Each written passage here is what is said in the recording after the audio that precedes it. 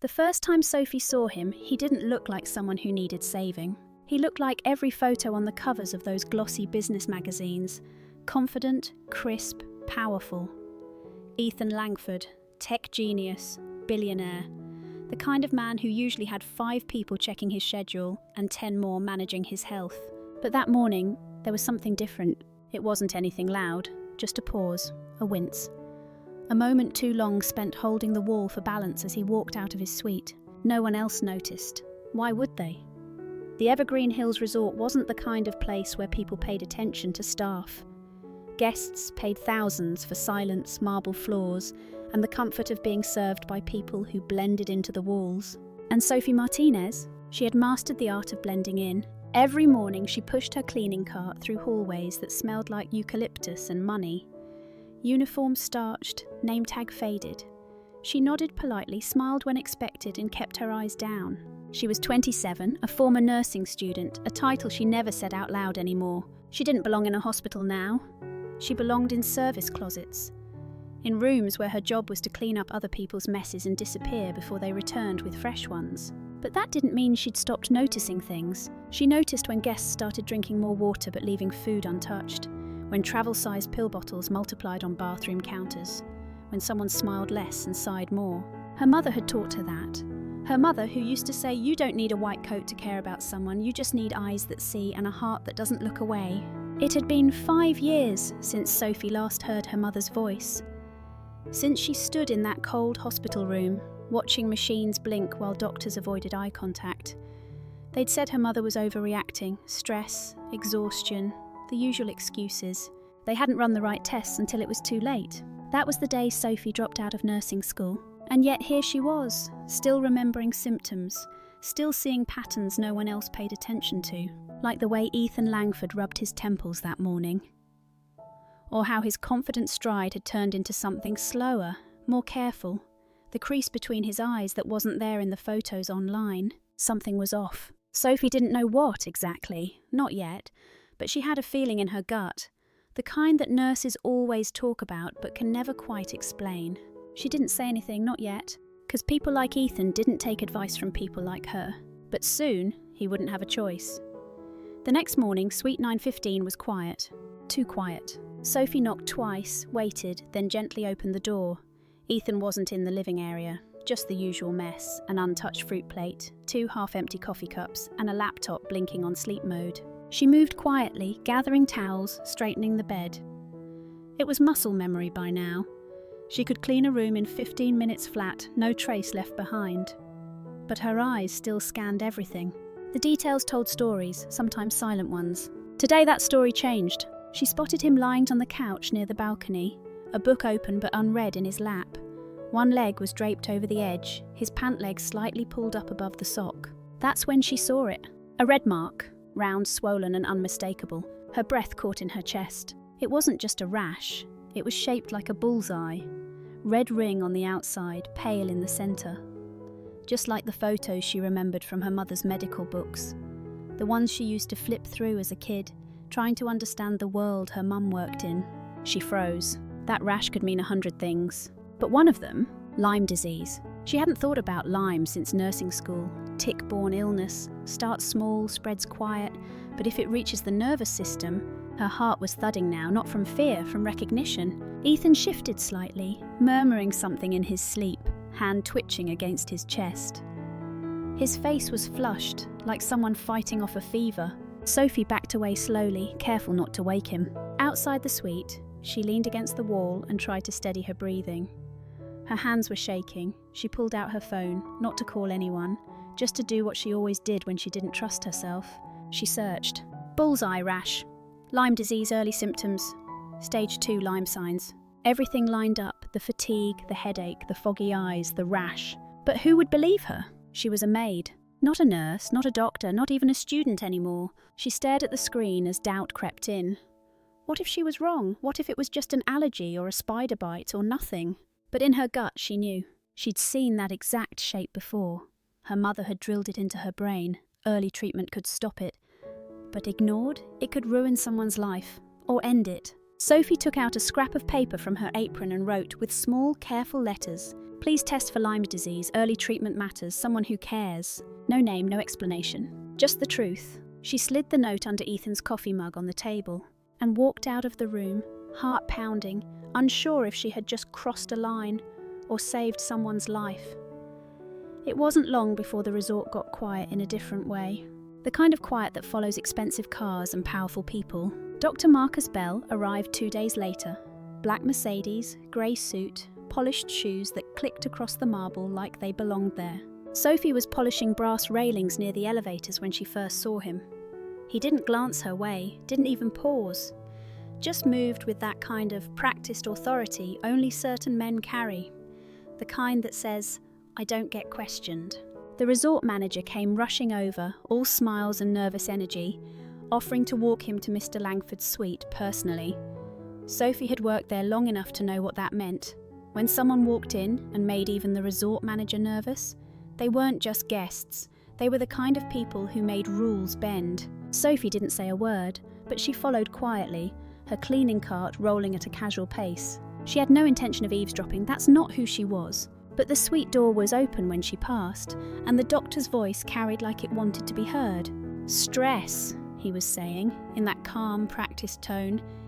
"That's all it is, Ethan, you've been under pressure. The lawsuits, the media, it's catching up to your body, happens all the time." Sophie paused near the service alcove. There was something about the way he said it, like it was final, like the conversation had already ended. "But the joint pain," Ethan pushed back, his voice tired but unsure. "And I keep forgetting words mid-sentence. That's not just stress, Marcus."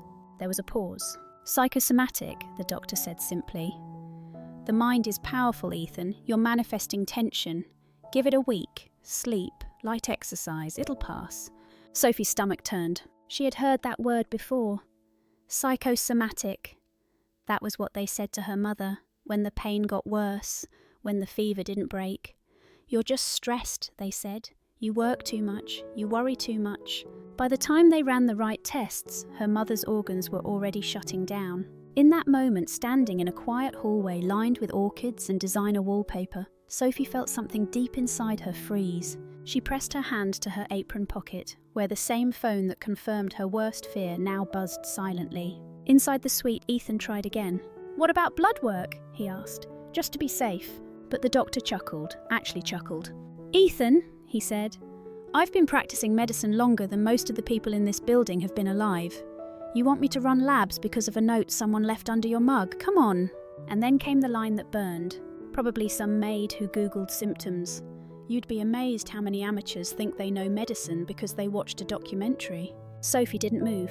She didn't blink, didn't breathe. He didn't know she was standing there, just feet away. But even if he had, she doubted it would have mattered. Her hands were clenched now, not in anger, in heartbreak.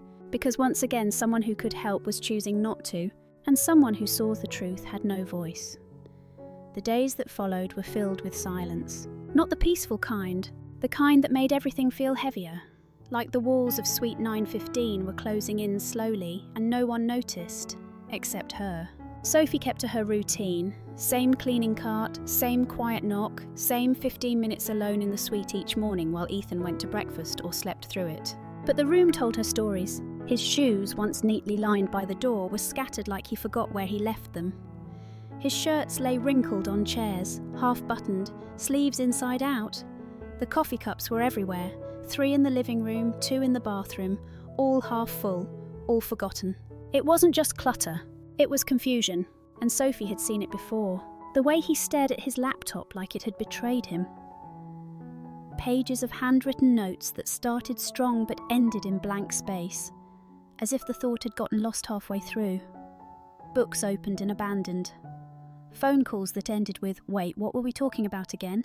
She didn't speak to him, but she saw him, and that was starting to feel like a heavier kind of responsibility than she was ready for. Back in her tiny room above the staff kitchen, she sat on the edge of her bed, flipping through an old nursing manual she'd never thrown away.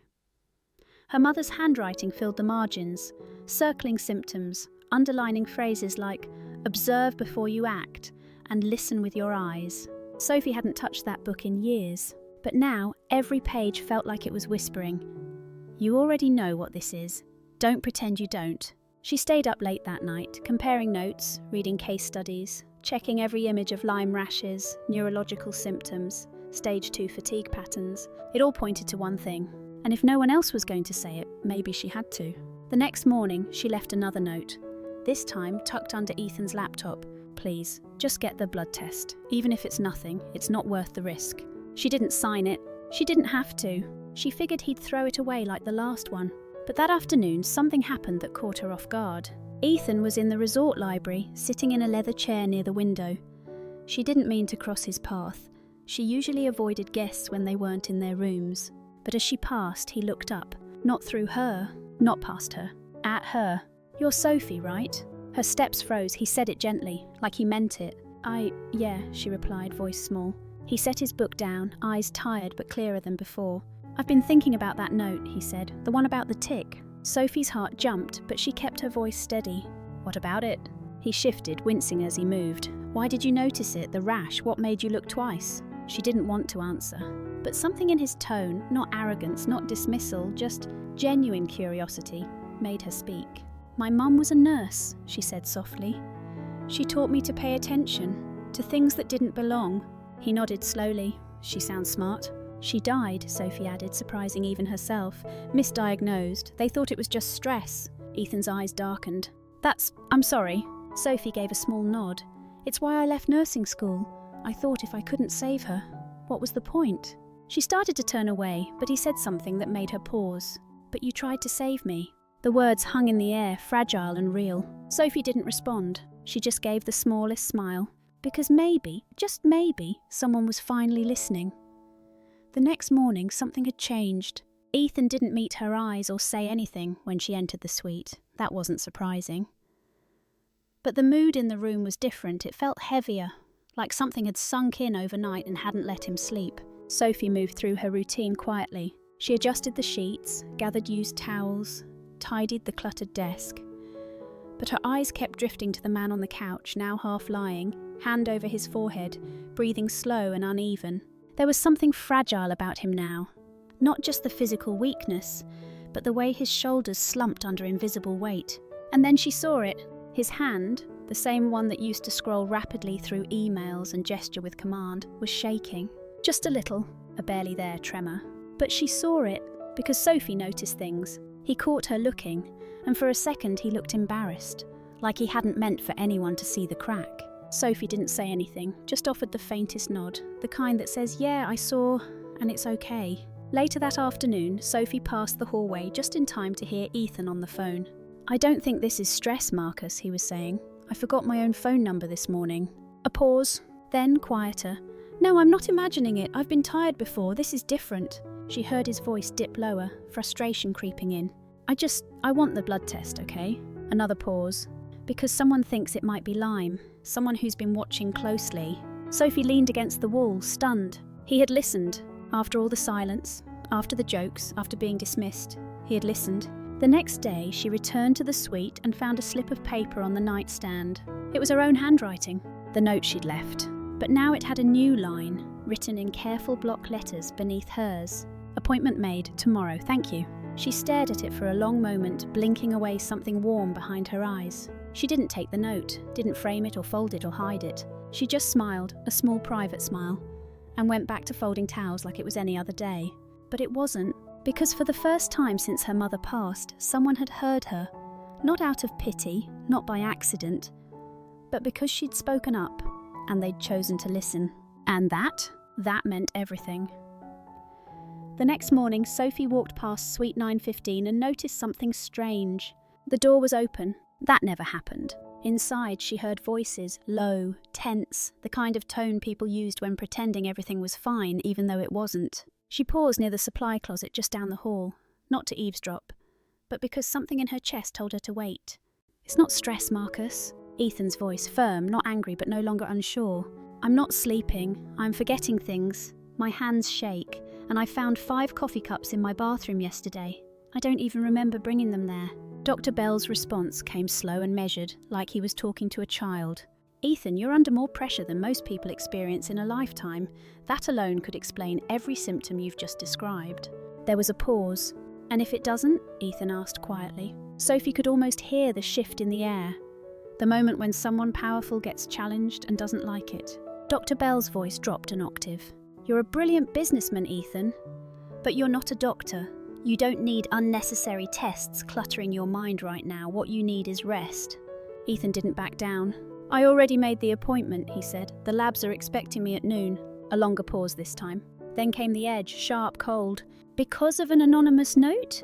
You're seriously considering a diagnosis from someone who cleans your room?" Sophie's heart dropped. The words hit harder than she expected. Even now, even with all the signs pointing to something real, this man still believed titles meant more than truth. But Ethan didn't yell. He didn't defend her name or explain who she was. He simply said, "I'm getting the test, that's it." Silence followed. Sophie stepped away, letting the rest of the conversation fade behind her.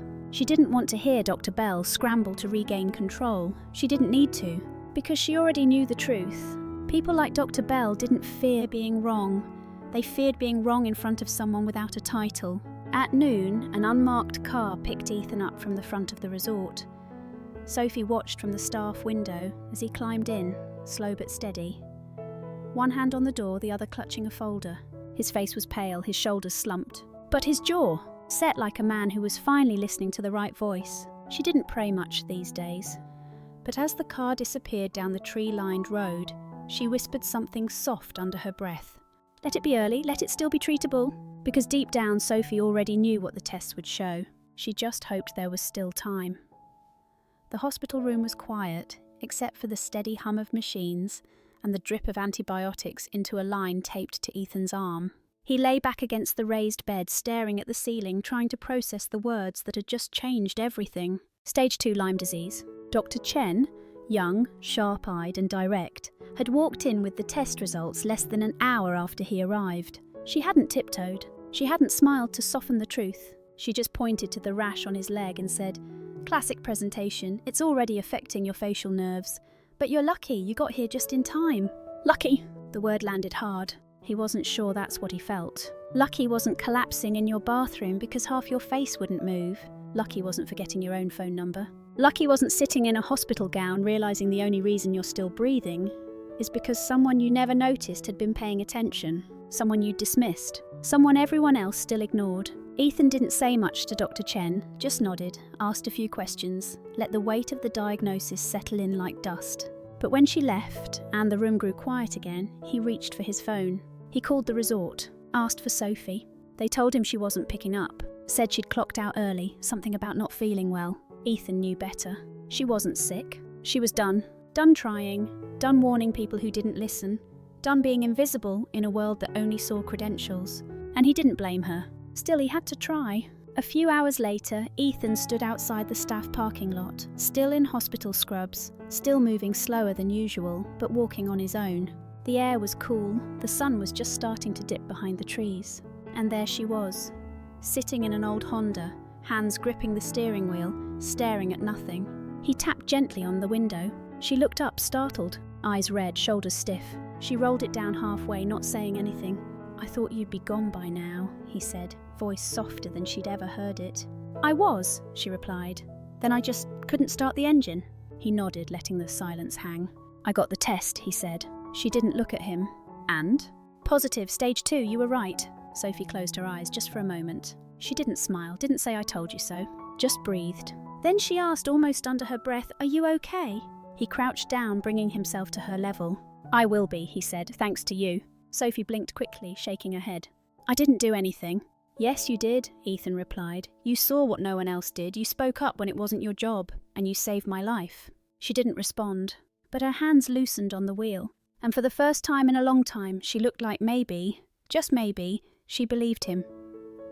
Ethan didn't return to the resort. Not right away. The doctors wanted him close to the hospital for a few weeks. Enough time for the antibiotics to finish their job. Enough time to make sure the tremor didn't become permanent. But that wasn't the real reason.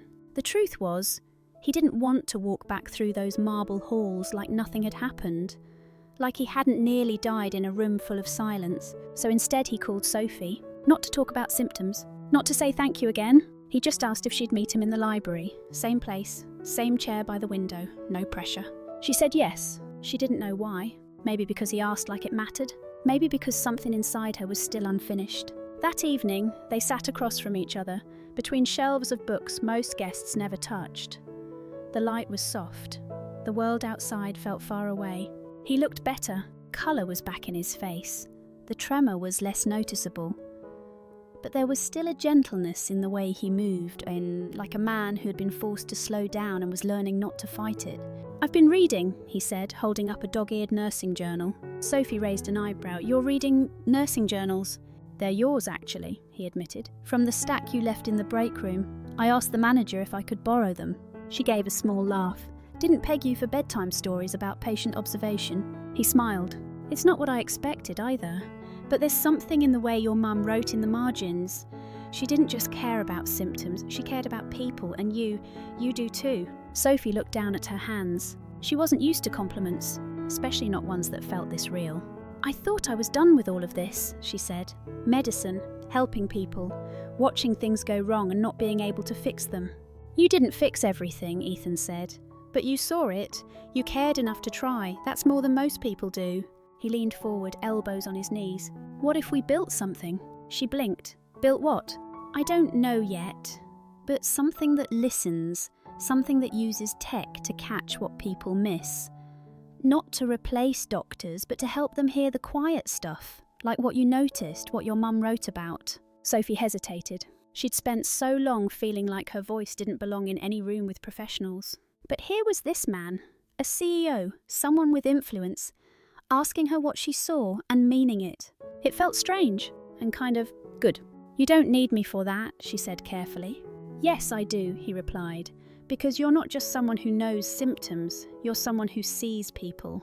She didn't answer right away. Instead, she reached over and flipped to a page in the journal, one with her mother's neat handwriting in the margin. "Always listen when someone says something feels off. It might not be medical yet, but it's real." She traced the words slowly. "You think people will listen to someone without credentials?" she asked, not bitter, just honest. Ethan nodded. "They will, if we give them a reason to." And for the first time in years, Sophie felt something stir inside her. Not healing, not yet. But maybe the start of it. They didn't call it a company. Not at first. It was just two people sitting across from each other at a diner table, scribbling on napkins between sips of cold coffee. Sophie had never started anything like this before. Ethan had, a dozen times over, but never like this. This wasn't about profit. This wasn't about press. It was about fixing something broken, quietly, patiently, before someone else slipped through the cracks. They called it the Observer Project. The idea was simple: build a system that paid attention to the people who paid attention. Janitors, teachers, receptionists, family members, the ones who noticed the small things before the symptoms had names. It wasn't about making anyone a doctor. It was about giving weight to what they saw, letting them log changes, record concerns, flag early patterns, and then passing that information to the professionals before it was too late. At first, people rolled their eyes. Medical people, tech people, people who had never been ignored in a hospital hallway. But Ethan didn't care. He had the money. Sophie had the insight. And together they had something that couldn't be bought, a reason that mattered. They worked in libraries, in quiet corners of coffee shops, sometimes in the back office of the resort where it had all started. Sophie still cleaned rooms part-time. Ethan still went to physical therapy twice a week. They were rebuilding slowly, from the inside out. Late one night, Ethan looked up from his laptop. "Your mum," he said. "She never got to see this." Sophie didn't look up. "No," she said softly. "But I think she knew it mattered, even when no one listened." He nodded, staring at the whiteboard behind her, filled with arrows and notes and question marks. "She'd be proud," he said. Sophie smiled, a small, tired smile. The kind that comes when something hurts, but also heals. "She'd be surprised," she said. "She always thought I'd do something big. I just never thought I'd be doing it with a guy who once called my concerns a coffee break fantasy." Ethan winced. "I deserved that." "Yes," Sophie said, "you did." But her voice was light, because it wasn't about blame anymore. It was about building, and slowly people started paying attention. A local clinic agreed to test their observation log system. Then a community college nursing program asked if they could use Sophie's story in training sessions. A single mum who worked as a school custodian reached out after seeing an early blog post. "I thought I was crazy," she wrote, "but now I think maybe I was just the only one really watching." And Sophie read that email 3 times before letting herself cry. It wasn't about going viral. It wasn't about changing the whole world. It was about the kid who gets help early because their bus driver saw something off. The senior who avoids a stroke because their home aide noticed a hand that shook more than yesterday. It was about people who saw and finally had somewhere to be heard. 3 years later, Sophie stood on a stage she never expected to see. The auditorium was packed. Healthcare professionals, hospital administrators, med students, even policymakers, all seated in rows, staring at the young woman in the simple black dress, holding nothing but a small note card in her hands. She didn't have a degree. She didn't have a title, but she had something they didn't, a story they couldn't forget. Behind her, a screen showed the logo of the Observer Institute, a national program now being implemented in clinics, schools, and assisted living centres across the country. What started as scribbles on napkins was now real, and the woman who once cleaned hotel rooms, she was the reason. Ethan had spoken first. He'd told the story of how he almost lost everything, how arrogance and credentials had blinded him, how a quiet voice had saved his life. But it was Sophie they had come to see. She stepped up to the microphone and looked out at the sea of eyes waiting. She took a breath, not because she was nervous, but because she knew what she wanted to say, and she wanted to say it right. "I'm not a doctor," she began, "and I'm not here to tell you how to do your jobs." A few polite smiles. "But I do want to tell you what it feels like to be the only one in the room who notices something, and to be too scared to speak." The room quieted. "I worked in a resort. I changed sheets, picked up towels, pushed a cart. I wasn't trained to diagnose anything, but I saw a rash, I saw symptoms, I saw someone getting worse." She paused. "And I almost didn't say a word because I thought no one would listen." She looked out again, her voice steady, her eyes clear. "We created the Observer not because I was right, but because I almost stayed quiet." People shifted in their seats, leaning forward now. This isn't about trusting strangers over science. It's about making space for the people who see things first, the ones who notice patterns, the ones who care. She glanced down at her note card, then back up. "My mum used to say, you don't need a white coat to save a life. You just need eyes that see and a heart that pays attention." Her voice caught a little, and she was right. A hush filled the room. Not the kind of quiet that comes from awkwardness, but the kind that follows truth. Raw, simple, undeniable. Sophie stepped back, and the audience stood. All of them. Doctors, nurses, executives, students, people who were trained to teach, now being taught what they'd almost forgotten. That listening isn't about who speaks loudest. It's about who notices first. That caring is a skill. And that sometimes the most important voice in the room doesn't come with a title. Most people don't expect the one who saves them to be the quiet one in the background. But maybe that's the whole point. We live in a world that celebrates loud voices, but it's the quiet ones who often see what others miss. Sophie didn't wear a white coat, she didn't have a title, but she cared, she paid attention. And that changed everything. So next time someone soft-spoken says, "Something doesn't feel right," don't just brush it off, listen. Because the people we overlook might be the ones who end up saving us. Thank you for staying with me until this very moment. It truly means more than you know. If this story moved you in any way, please consider giving it a like and subscribing to Rain Inside for more stories like this. Until next time, take care of yourself and each other. See you again soon.